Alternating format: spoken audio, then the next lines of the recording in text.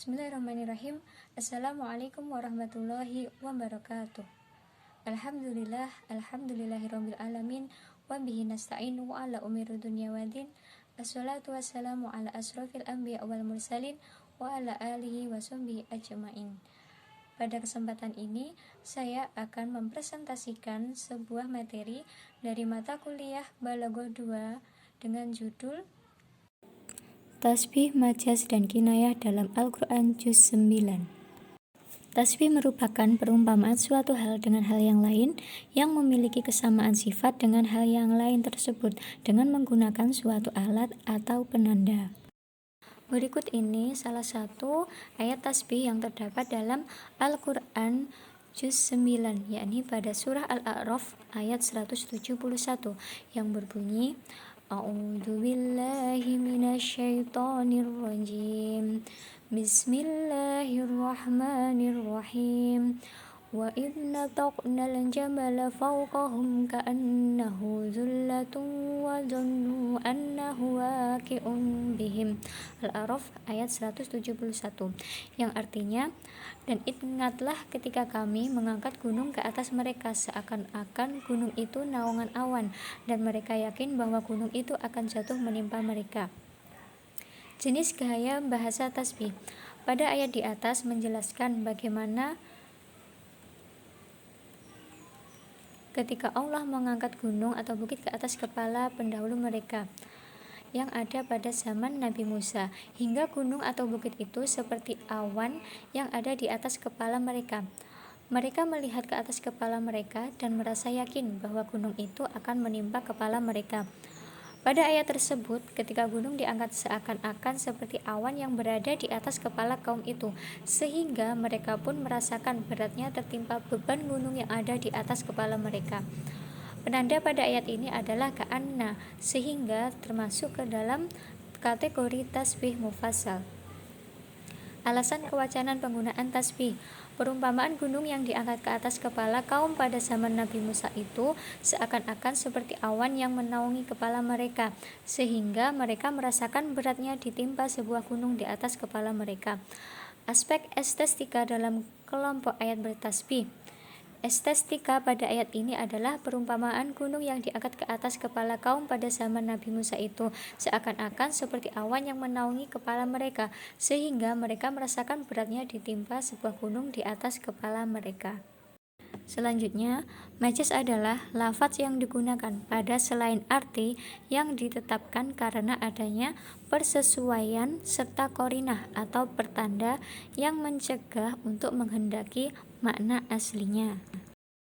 Contoh majaz mursal pada Al-Quran Juz ke-9 terdapat dalam surah Al-A'raf ayat 136 yang berbunyi A'udzu billahi minasyaitonir rajim.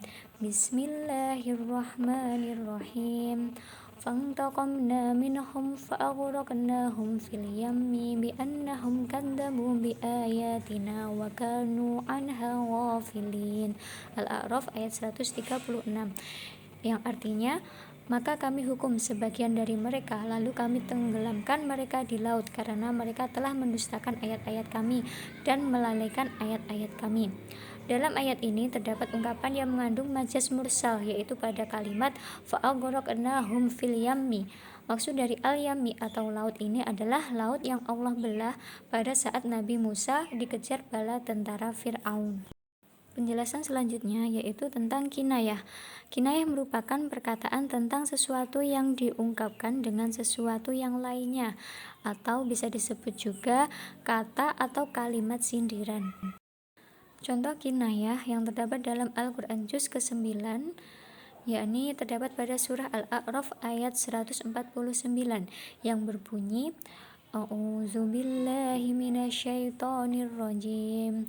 Bismillahirrahmanirrahim. Walamma suqita fi aydihim wa ra'au annahum qad dallu qalu la illam yarhamna rabbuna wa yaghfir lana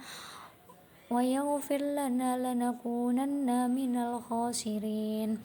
Al-A'raf ayat 149, yang artinya, dan setelah mereka menyesali perbuatannya dan mengetahui bahwa telah sesat, mereka pun berkata, sungguh jika Tuhan kami tidak memberi rahmat kepada kami dan tidak mengampuni kami, pastilah kami menjadi orang-orang yang rugi.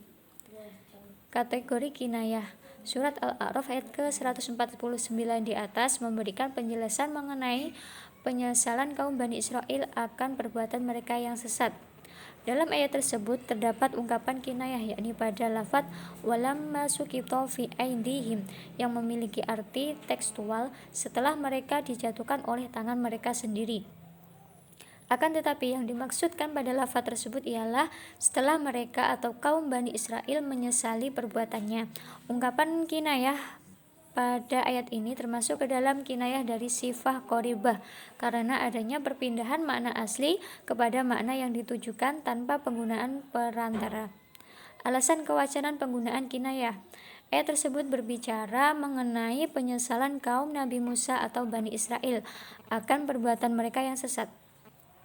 Saat Nabi Musa alaihissalam kembali ke kaumnya, ia mendapati kaumnya dalam keadaan menyembah patung, yaitu patung anak sapi. Maka ia menjelaskan bahwa itu merupakan perbuatan yang sesat.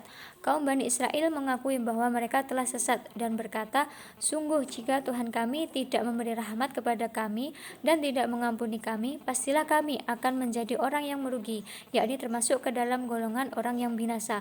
Hal ini merupakan pengakuan dari kaum Bani Israel atas dosa-dosa yang telah mereka lakukan juga sebagai upaya kembali kepada Allah Subhanahu wa Ta'ala. Aspek estetika penggunaan kinayah. Gaya bahasa kinayah pada ayat tersebut menyajikan sebuah gagasan yang abstrak dan konkret. Pada lafadz walamma suqita fi aidihim tergambar dalam benak pembaca pada lafaz tersebut memiliki makna yang mengarah pada maksud ayat tersebut. Hal ini menunjukkan keindahan bahasa dalam Al-Quran. Demikian penjelasan dari saya, semoga bermanfaat. Akhir kata, wallahu muwaffiq ila aqwamit thoriq. Akhiran, wassalamualaikum warahmatullahi wabarakatuh.